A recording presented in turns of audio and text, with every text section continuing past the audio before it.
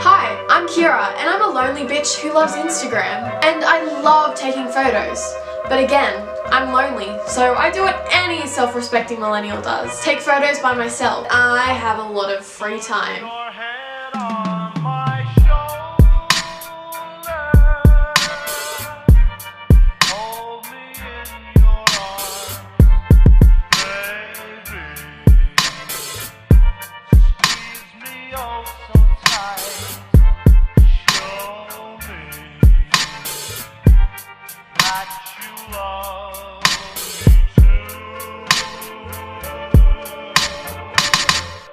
And I actually think they turn out pretty good in the end. So I thought today I'd show all 30 of you who are watching this how I take my Instagram photos by myself. Now you may be thinking, Kieraaa, you look less crusty today. And to that I'd say, it's all an illusion. I'm still crusty as hell. I have like a pimple here and like my forehead's just bumpy. I do still look very crusty, but from a distance I don't. And if I take any close-up photos today, we have a beautiful friend called Facetune. Now I'll get into my editing later. But for now we're going to talk about what I use. So to take my photos, I use my Canon EOS 300D camera. I also need my laptop because again, I'm doing this by myself, so the only way I can ever tell if I'm in focus is by using this handy dandy live shooting app. I also use 2 tripods, the big tripod that you're currently standing on, and my new Gorilla Pod, which I haven't used for taking photos yet, but I'm excited because it's, you know. I also use a few props. Today we've got my sunglasses.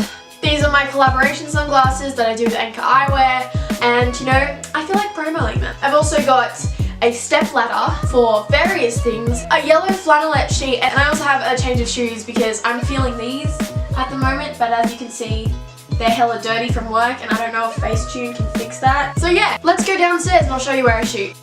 So we have my step ladder, which has a few props on it. I like to use the step ladder to rest my laptop on as opposed to leaving it on the floor. It just makes it easier for me to start the self-timer and get into a queue position quickly.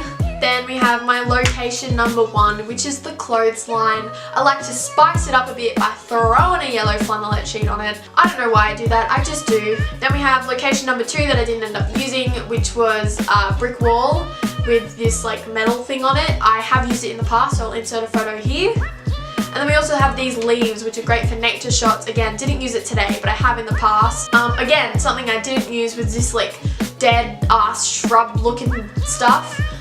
From the right angle, from like a down low angle zoomed in, it kind of looks like you're in a field, which is pretty good because I don't ever leave the house. So making people think I'm in a field, I'm all about that. And yeah, those are all the locations I expected to use. I didn't end up using most of them and started using other locations, which we'll get into.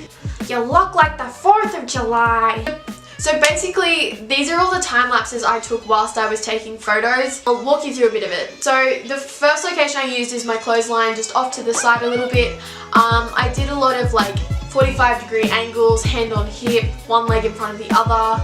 Never really going like too straight on because that's not as flattering for the body shape or this. I didn't really smile that much. I, you know, apparently don't like smiling. Apparently I just like looking depressed most of the time, which I think says more about me than it should. So these are the good and bad photos I got out of that, because with every potentially good photo of me, there's about 50 bad. Next location, I was setting it up to take photos in front of my window, but it didn't end up looking that nice, and I did put in a lot of effort getting up my little Gorilla tripod, and I don't think I took one photo there because it just didn't look good. So I turned the camera the other way and went against my fence with the trees, and again, just 45-degree angles, one leg in front of the other, tilting your head and whatnot. I also brought my sunglasses into the equation, and these are the good and bad photos that came out of that. I then went back to the clothesline, but at a different angle.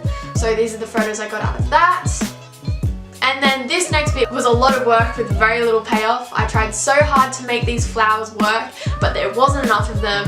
It was like a weird height and I couldn't get in behind them in any sort of cute way. I got, I think, one nice photo out of that, but a lot of bad ones. As you can see, I spent most of the time just playing with the laptop to see if I can make it look any better. So this is the good photo and these are the bad. So I've been taking photos for half an hour now. and I haven't found any really good ones, which is worrying because I've done this before where I take like a couple hundred photos and I don't like any of them and then it's just a waste. And also I'm making this into a video, so I don't want it to be a waste. Ugh, why am I not photogenic? So we're gonna try in front of the brick wall, see what we can get. Yeah. So this next spot was against the brick wall just in front of the clothesline. This was probably some of my most successful photos were taken here. I'm just on the floor. I did a lot of like one knee up, one knee down, always trying to face my legs like diagonal towards the camera to make them look longer. I got my favorite photo from the whole day here. I did a bit of smiling, a bit of depression, you know, bit of everything. Just again, working the angles with the face. I noticed that I tended to put my chin up more, which isn't good. So all the photos that I do like, my chin is down because again, that's a more flattering angle. So these are the best and worst photos from that one. Then we have the final area of the day, which is again in front of the clothesline. I did a lot of movement in this one. I had my sunglasses on and I was trying to get like cool walking shapes. One thing that didn't happen here was that I was focusing too much on what I was doing with my body because I was trying to walk and get those shapes, that I kind of let my face go in a lot of shots. So my face sort of lets down most of these photos, as it usually does. But yeah, I got a few nice ones out of that. These are the best and worst of that one. And those were the last photos I took. Alright, so we have some photos and I think I have a few that I like, which is great. And now we're just going to go through them all. Then we want to edit maybe one or two of them, see how we like it and see if we want to take any more. Warning, this next part's probably going to be really boring if you don't give a flying fuck about Instagram, editing or anything of that nature. I mean keep watching, please. Turns out today that I took 392 and you know, when you're not photogenic like me, you kind of just hope that you get one good one. So I go through all the photos one by one and pick out the ones that have potential. The next step is to airdrop them to my phone. My beautiful iPhone 7 that Apple is slowly destroying to force me to buy a newer, more expensive model that does basically the same thing. I then go through them and favorite the ones that I like the most, and the ones that I favorited will be the ones that I move forward with. Today I favorited 21 photos. You may think that's a lot, but most of them will not make it. And once again, I go through them one by one and pop the ones I like the most into a new folder. This is the folder that I'll work from when editing. So now we're gonna get into the actual editing of the photos. And for me to be, you know, 100% my real self, I'm getting out of this shit and putting on some pajamas because that's what I do. I would also usually take off my makeup, but because I'm filming, I'm just not gonna do that. So let's actually get into the editing of these photos. There are 3 apps that I love to use. There's Facetune, VSCO and UM.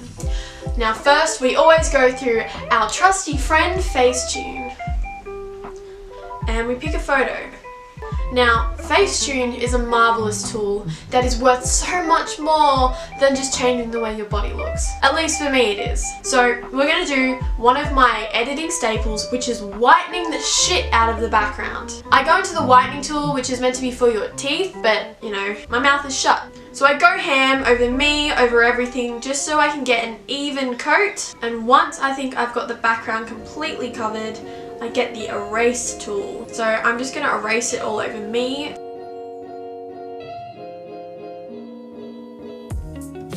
So after all the whitening's done, I'm going to have a quick look over my face. Got my little pimple peeking through. Just take the little patch tool and just cover that up like it was never there.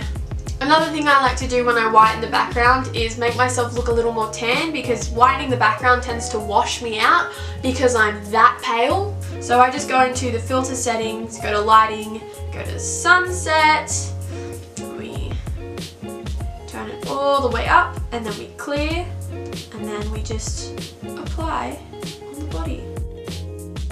Now you may be thinking, Kieraaa, you're making yourself a little bit orange, and to that I would say, shush, let me finish. Put it up to its highest saturation so you can more clearly see where you're putting it and if you're going out of the lines and areas that you've missed. Because nobody likes a patchy tan. Now that I look straight out of Willy Wonka's chocolate factory, I go back to lighting, go back to 0 and then slowly add. 26 is enough, just nice, natural looking tan, doesn't make too much of a difference, just makes me stand out a little more against the pale background. I would say I'm done with this photo. There's really nothing else to do. I think it's turned out lovely, so I'll save that. We then go into VSCO, which is my favorite editing app, and we take that photo and we edit it. My go-to filter at the moment is AL3, but I don't think it really works for this photo. So I think I might go down to U4 and just turn it down to like... Now it's looking a bit warm, so we go to the white balance and we take it more to the cool side. Not too much, just a little bit. And then one of my favorite all-time things to add to a photo is grain. You probably won't see me post a photo of myself without grain on it. Why, you may be thinking? Because it just makes your skin look clearer, makes your skin look more uniform, and it's just, you know, a cool little trendy thing that I like to do. Yeah, so I would say that that photo is done. And then I would do the exact same editing on this photo here. Hey, what's up? So I was about to go do that whole spiel again for another 2 photos, but that took a very long time and it's gonna make the video way too long. Not that it's not already too long. So yeah, it's gonna be sped up. If you want more in-depth editing stuff, let me know. Sorry. Yeah, back to the video.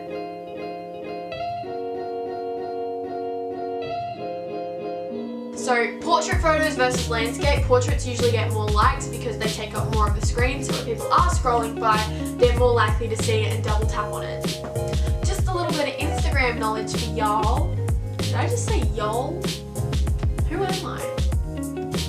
Yeah, so that's pretty much the type of edits I'll do for this photo set. So I'm going to go through and edit the rest of the ones that I want to edit, and then I'll be back. So I've gone through and edited most of the photos. I have just one photo left. You can just copy the edits from one photo and paste them onto another. Isn't that cool? For lazy people like me, that's amazing. So now that I've got all my photos edited, I've already posted one photo on Instagram already because the minute I had it edited, I loved it so much and wanted to post it immediately, so I did. But to test how the other photos are going to look when I potentially post them, I love using this app called UM. It's this really cool app that you log into with your Instagram, and it brings up all your current Instagram photos, and then it has a bunch of empty squares at the top which you can add photos to, which I'm going to do now. So you can see how photos are going to look on your profile before you even post them. You can like switch them around, drag them all over the place, so you can test how it's going to work in your theme when you eventually do post it.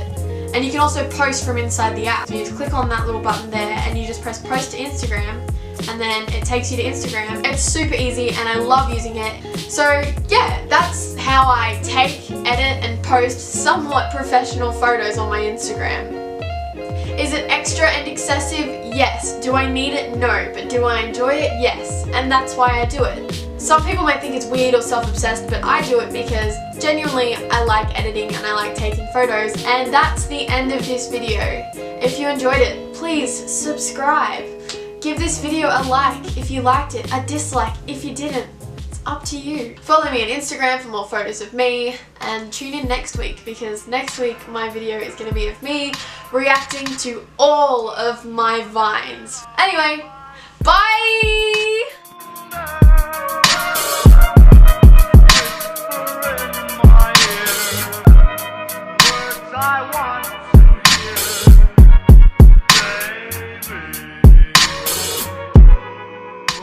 Your head on my shoulder.